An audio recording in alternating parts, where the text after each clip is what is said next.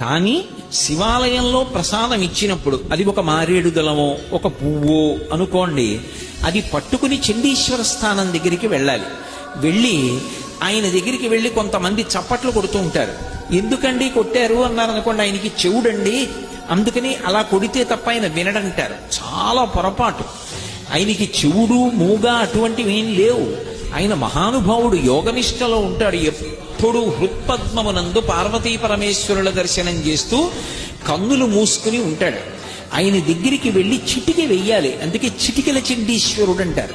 ఇలా చిటిక వేశాననుకోండి, ఆయన కళ్ళు విప్పుతాడు. ఇలా ఎందుకు రానా తపస్సు భగ్నం చేశావు, ఎందుకు చిటిక వేశావు అని ఇలా కళ్ళు విప్పుతాడు.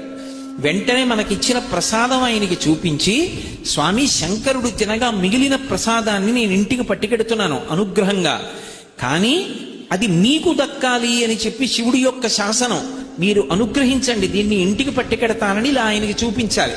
చూపిస్తే ఆయన చూసి శుభం భూయా పట్టుకెళ్ళంటాడు. అప్పుడు ఆ ప్రసాదాన్ని ఇంటికి తెచ్చుకోవాలి. శివాలయంలో ప్రసాదాన్ని తెచ్చుకునేటటువంటి విధానం అది. అలా తెచ్చుకోవాలి. అంతేకాని అది మారేడు దళం లాంటిది అనుకోండి, శ్రీశైలం లాంటి క్షేత్రాల్లో అయితే ఒక మారేడు దళం అయితే దాన్ని నోట్లో వేసుకొని నవిలి మింగేస్తారు.